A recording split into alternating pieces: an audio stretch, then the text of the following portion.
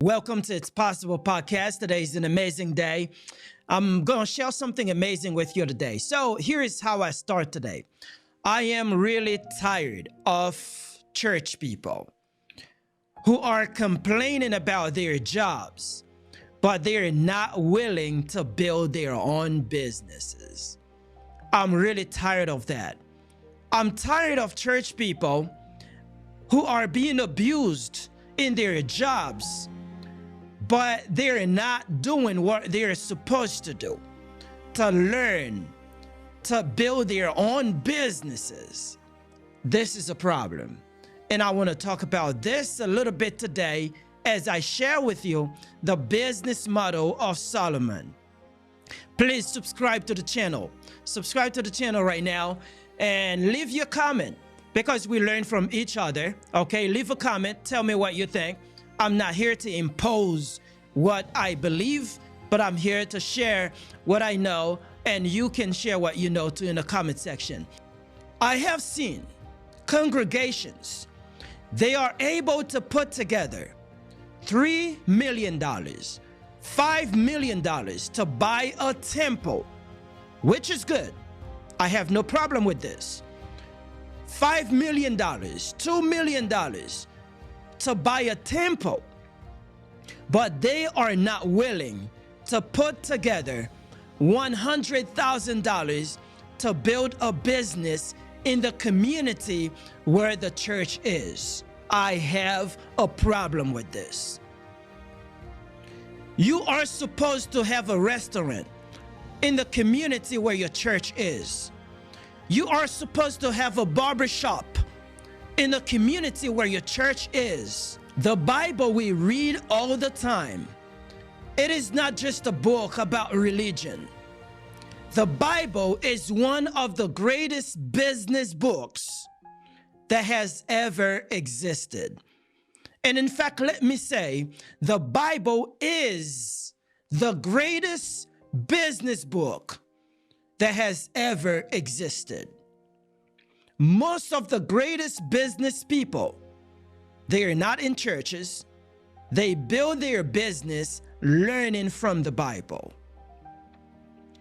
So today, let me talk to you about one of the greatest business people that I found in the Bible, King Solomon.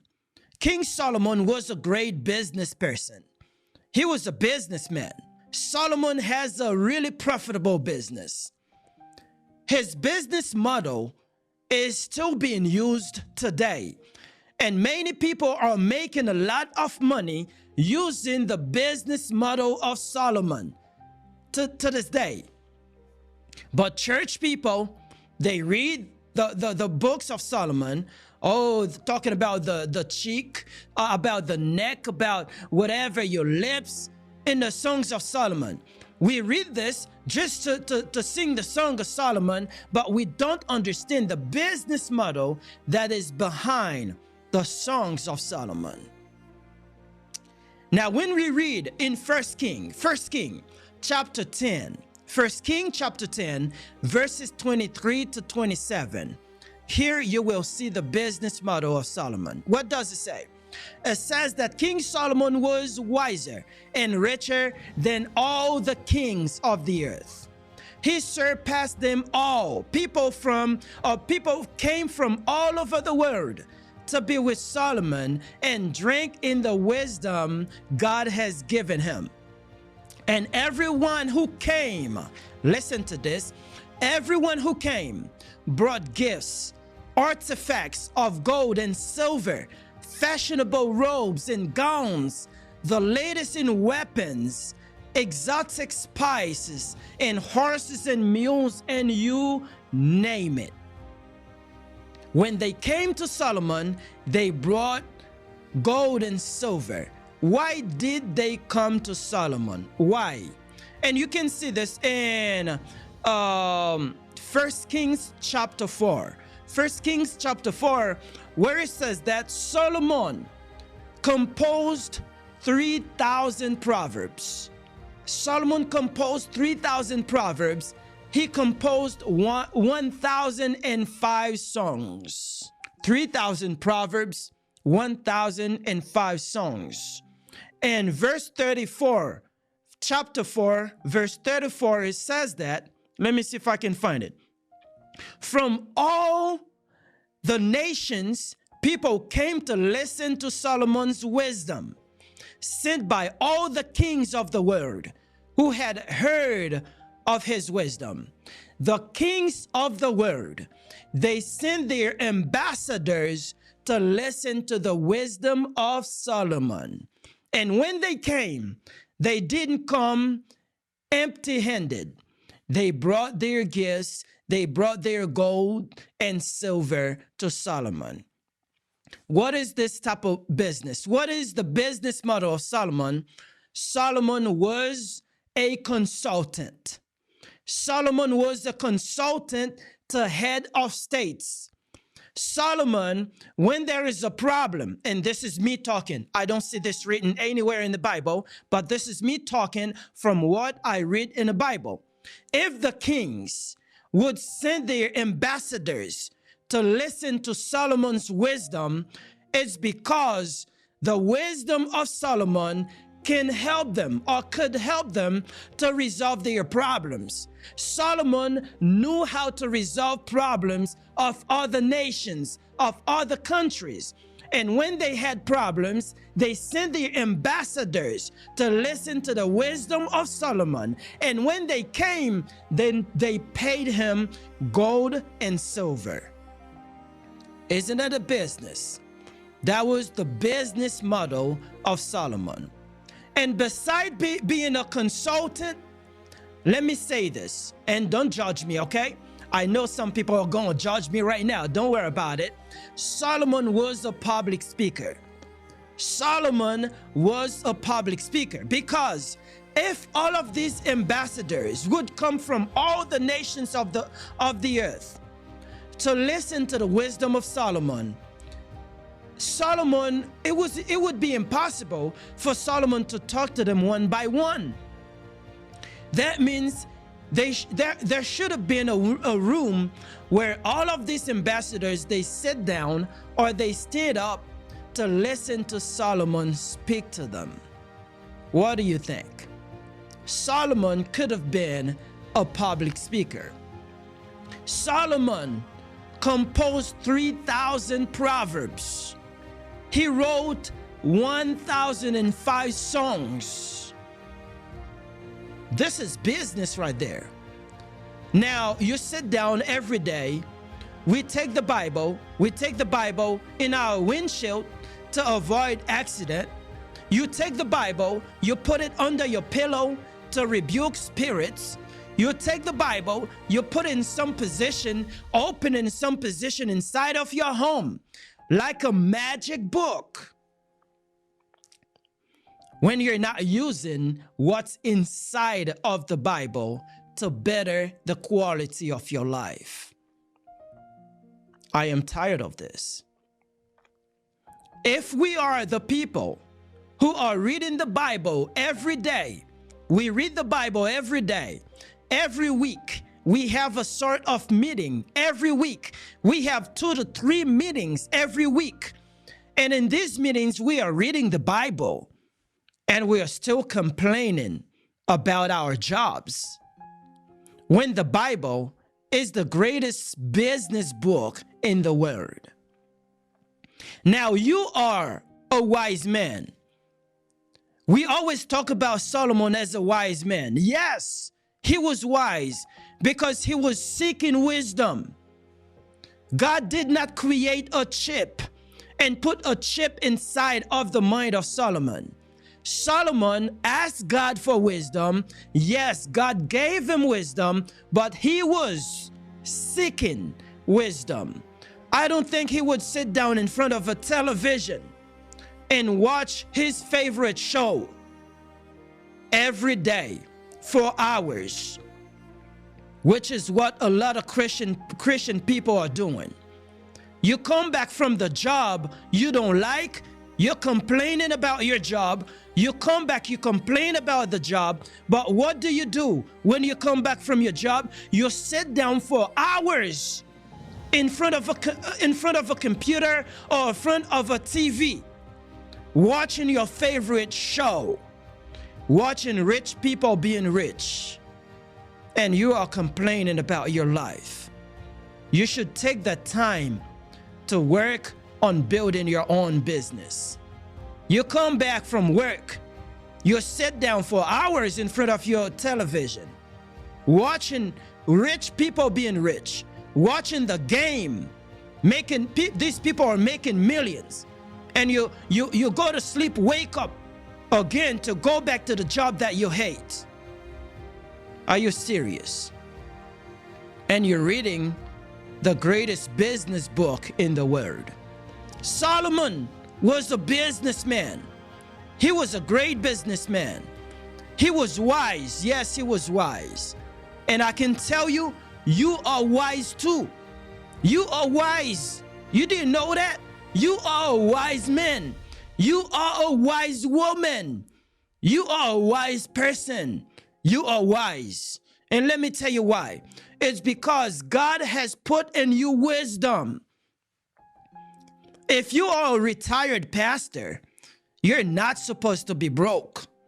You're a pastor, you're retired, and you are broke. You're not supposed to be broke as a retired pastor. You need to use your wisdom. Yes, there are a lot of new pastors coming. You have wisdom, you can teach them. You don't need to wait for an institution to tell you what to do. You can create your own institution. You can be a consultant to new pastors as a retired pastors. They give you a little bit of money. You can't even live on that. You couldn't even live on the money they gave you when you were working.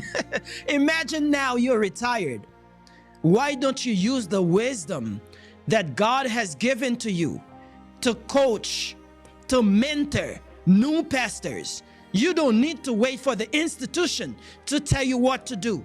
Create your own institution and then teach, mentor new pastors.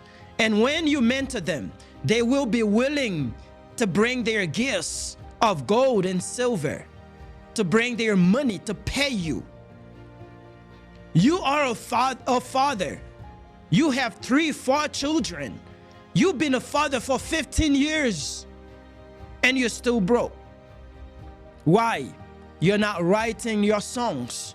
You're not composing your songs. You're not writing your proverbs.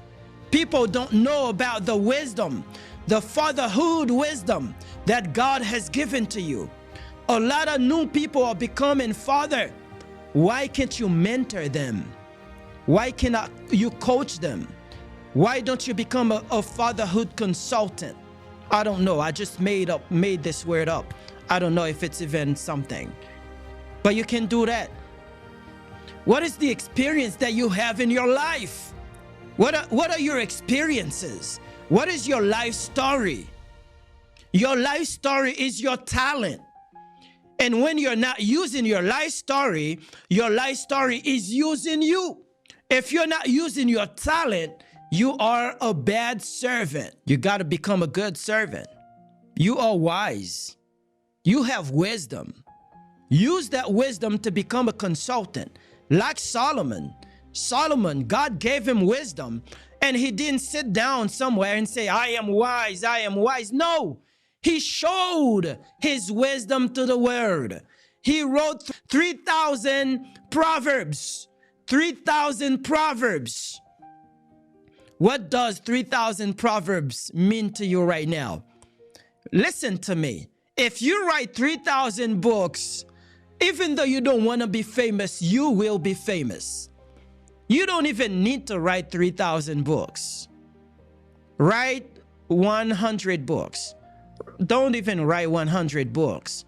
Write 10 books. What I'm saying is that just start to put your wisdom out there for people to know that God has given you wisdom. Put your wisdom available to mentor new people who are coming in your field. You've been a teacher for a long time. Why don't you become a mentor? Why don't you become a coach to teach other teachers, new teachers who are coming in your field?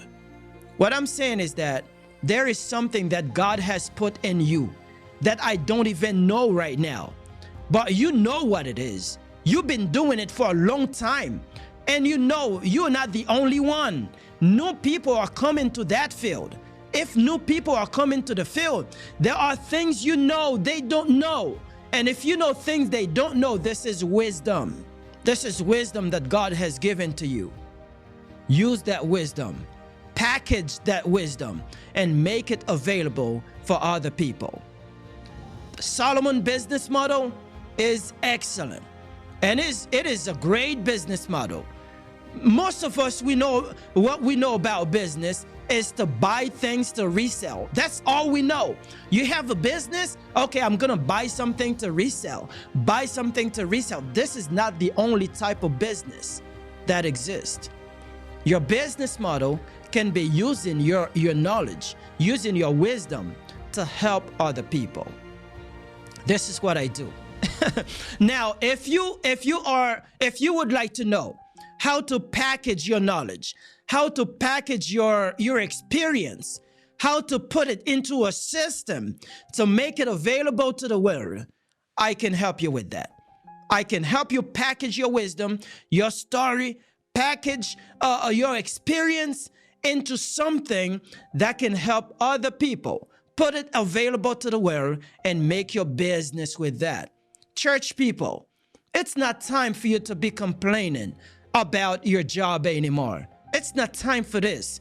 It's time for you to learn how to build your own business. Don't sit down in front of a computer or in front of a TV for hours, on social media for hours, not learning how to build your own business. After you come back from your job, take that time, learn how to build your business, learn how to package your experiences, learn how to do with this, to put it available to the world. Church people, as a congregation, I know it is good for you to put money together to buy a building for the church. This is good. I don't have anything against that. And in fact, yes, I also put money into buying buildings. But let me tell you this. Why is it so hard for you all to put money together to build a business? Why is this so hard? Why is this so hard? I'm gonna leave you here. Please don't block me, okay? I'm just here to motivate you. I'm just here to help you grow as a person.